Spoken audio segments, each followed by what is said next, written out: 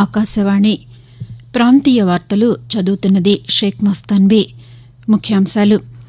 దేశ ప్రజలంతా భారత సైనిక దళాల పరాక్రమం చూశారని ఆంధ్రప్రదేశ్ ముఖ్యమంత్రి నారా చంద్రబాబు నాయుడు అన్నారు.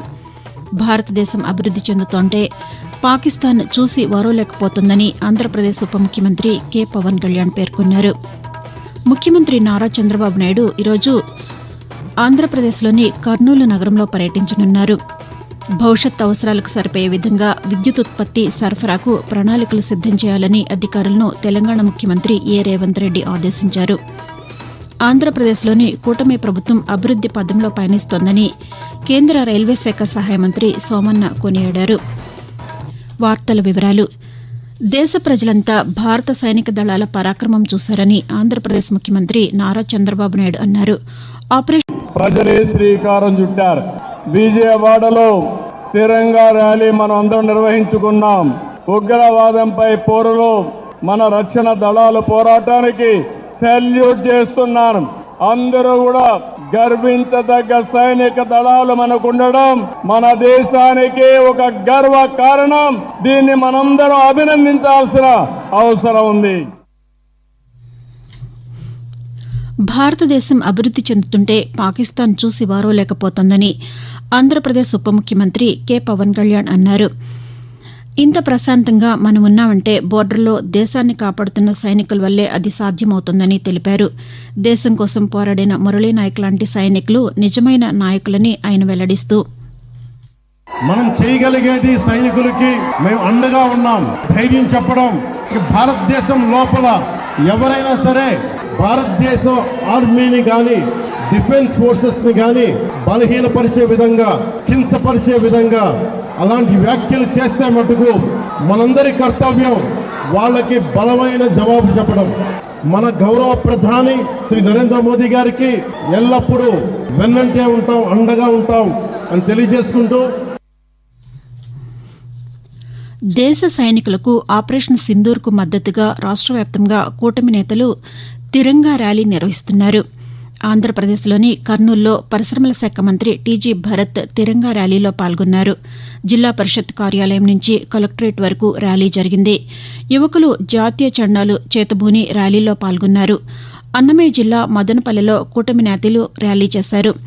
ఎన్టీఆర్ కూడలి నుంచి బస్టాండ్ వరకు ర్యాలీ కొనసాగింది. శాసనసభ్యులు షాజహాన్ బాషా ర్యాలీలో పాల్గొన్నారు. సరిహద్దుల్లో జరిగిన కాల్పుల్లో వీరమరణం పొందిన మురళీనాయక్ చిత్రపటాన్ని ర్యాలీలో ప్రదర్శించారు. భారత్పై దాడి చేస్తే ప్రతిదాడి ఎలా ఉంటుందో ఆపరేషన్ సింధూర్ ద్వారా నిరూపించామని కేంద్ర బొగ్గు గనుల శాఖ మంత్రి జి కిషన్ రెడ్డి చెప్పారు. హైదరాబాద్లోని పార్టీ రాష్ట్ర కార్యాలయంలో నిన్న ఆయన పాతికేయులతో మాట్లాడుతూ, ఆపరేషన్ సింధూర్ విజయవంతమైన నేపథ్యంలో ఈరోజు సాయంకాలం ట్యాంక్ బండ్ వద్ద తిరంగా యాత్ర నిర్వహిస్తున్నామని అన్నారు. రాజకీయాలకు అతీతంగా నిర్వహిస్తున్న ఈ తిరంగా యాత్రలో శాసనసభ్యులు, యువత, మహిళలు పెద్ద ఎత్తున పాల్గొనాలని కిషన్ రెడ్డి పిలుపునిస్తూ, భారతదేశం అంటే, భారత సైనికులంటే 140 కోట్ల మంది అంటే నిద్రలోనే భయపడాలి ఉగ్రవాదులు అనేటువంటి ప్రయత్నము నరేంద్ర మోడీ గారు ప్రధానమంత్రి అయిన తర్వాత మనం చేస్తా ఉన్నాం. సైనికులు చేసినటువంటి వీరోచితమైనటువంటి ప్రతిచర్యల కారణంగా ఈరోజు మనమందరం కూడా తల ఎత్తుకుని తిరిగే పరిస్థితి ఏర్పడింది. ఈరోజు ప్రపంచమంతా అభినందిస్తున్నది. ఇందులో భాగంగానే తిరంగ యాత్రల పేరుతో రాజకీయాలకు అతీతంగా సైనికులను అభినందించేటువంటి కార్యక్రమం మన హైదరాబాద్ నగరంలో ట్యాంక్ బండ్ దగ్గర కూడా ఈ కార్యక్రమం నిర్వహిస్తాం. ఆంధ్రప్రదేశ్ ముఖ్యమంత్రి నారా చంద్రబాబు నాయుడు ఈరోజు కర్నూలులో పర్యటిస్తారు. నగరంలోని సి క్యాంపు రైతు బజారుకు చేరుకుని అక్కడ రైతులు, పారిశుద్ధ్య కార్మికులతో ముఖాముఖి నిర్వహిస్తారు.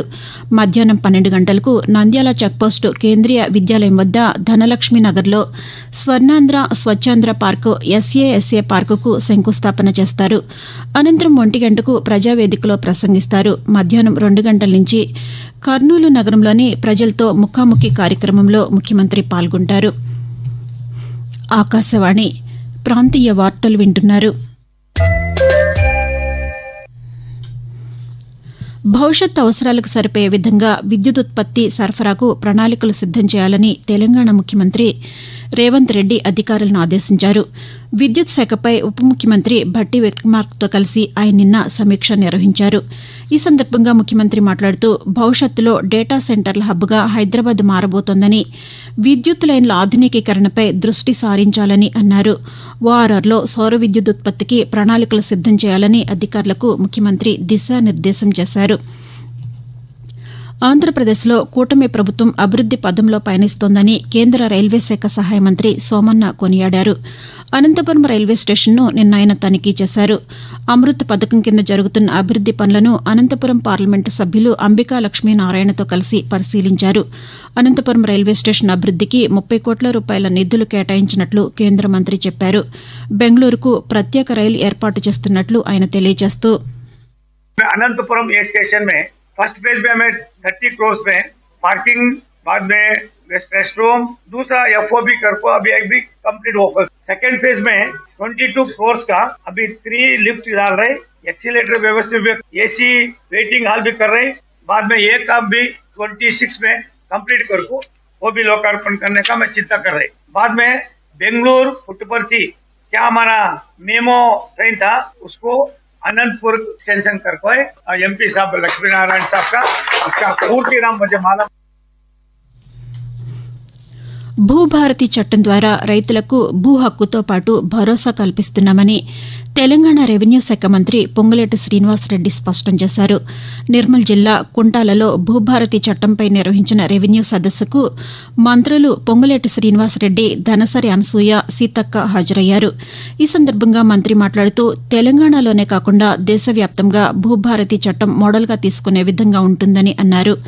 ప్రతి భూ సమస్యను పరిష్కరించే విధంగా భూభారతి చట్టం రూపొందించామని మంత్రి వివరిస్తూ ఈ 2025 భూభారత చట్టంలో ప్రజలకి మంచి జరిగే విధంగా, భూములున్న ఆసాములకి పూర్తి భద్రత కల్పించే విధంగా ఈ చట్టాన్ని ఏర్పాటు చేసుకుని వడిగా ఎక్కడా చిన్న తప్పు జరగకుండా 4 మండలాల్లో పైలట్ గా మనం తీసుకున్న ఈ జూన్ 2వ తారీఖు రాష్ట్ర అవతరణ దినోత్సవం నాడు శాశ్వతంగా ఈ 4 మండలాల్లోని రెవెన్యూ సమస్యలని పరిష్కరించే దిశలో ఈనాడు మన రెవెన్యూ వ్యవస్థ పనిచేస్తుంది. తెలంగాణలోని పర్యాటక ప్రాంతాల్లో మిస్ వరల్డ్ పోటీదారుల యాత్ర కొనసాగుతోంది. మహబూబ్నగర్ జిల్లా పిల్లలమరికి వెళ్లిన సుందరీమణులు ప్రకృతి రమణీయతకు ప్రత్యేకంగా నిలుస్తున్న మహావృక్షం వివరాలను అడిగి తెలుసుకున్నారు. హైదరాబాద్ శివార్లోని ఎకో టూరిజం పార్కులో సందడి చేశారు. గచ్చిబౌలి ఏఐజీ ఆసుపత్రికి వెళ్లిన మరో బృందం అక్కడి అధునాతన చికిత్సా వివరాలను అడిగి తెలుసుకుంది. వాతావరణం. నైరుతి రుతుపవనాల ప్రభావంతో ఉత్తర కోస్తా, దక్షిణ కోస్తా, రాయలసీమ జిల్లాల్లో రాగల 24 గంటల్లో తేలికపాటి నుంచి మోస్తరు వర్షాలు కురిసే అవకాశం ఉందని అమరావతి వాతావరణ కేంద్రం వెల్లడించింది. 1-2 చోట్ల ఉరుములు, మెరుపులతో కూడిన భారీ వర్షాలు కురుస్తాయని తెలిపింది. గంటకు 40 నుంచి 50 కిలోమీటర్ల వేగంతో ఈదురుగాలులు వీచే అవకాశం ఉందని వెల్లడించింది. మరోవైపు తెలంగాణలోని పలు జిల్లాల్లో మోస్తరు నుంచి భారీ వర్షాలు కురిసే అవకాశం ఉందని హైదరాబాద్ వాతావరణ కేంద్రం వెల్లడించింది. ప్రాంతీయ వార్తలు ముగించే ముందు ముఖ్యాంశాలు మరొకసారి. దేశ ప్రజలంతా భారత సైనిక దళాల పరాక్రమం చూశారని ఆంధ్రప్రదేశ్ ముఖ్యమంత్రి నారా చంద్రబాబు నాయుడు అన్నారు. భారతదేశం అభివృద్ది చెందుతుంటే పాకిస్తాన్ చూసి వారోలేకపోతోందని ఆంధ్రప్రదేశ్ ఉప ముఖ్యమంత్రి కె పవన్ కళ్యాణ్ పేర్కొన్నారు. ముఖ్యమంత్రి నారా చంద్రబాబు నాయుడు ఈరోజు ఆంధ్రప్రదేశ్లోని కర్నూలు నగరంలో పర్యటిస్తారు. భవిష్యత్ అవసరాలకు సరిపోయే విధంగా విద్యుత్ ఉత్పత్తి సరఫరాకు ప్రణాళికలు సిద్దం చేయాలని అధికారులను తెలంగాణ ముఖ్యమంత్రి ఏ రేవంత్ రెడ్డి ఆదేశించారు. ఆంధ్రప్రదేశ్లో కూటమి ప్రభుత్వం అభివృద్ది పథంలో పయనిస్తోందని రైల్వే శాఖ సహాయ మంత్రి సోమన్న కొనియాడారు. ఆకాశవాణి ప్రాంతీయ వార్తలు ఇంతటితో సమాప్తం. తిరిగి 7:05 జాతీయ వార్తలు వింటారు.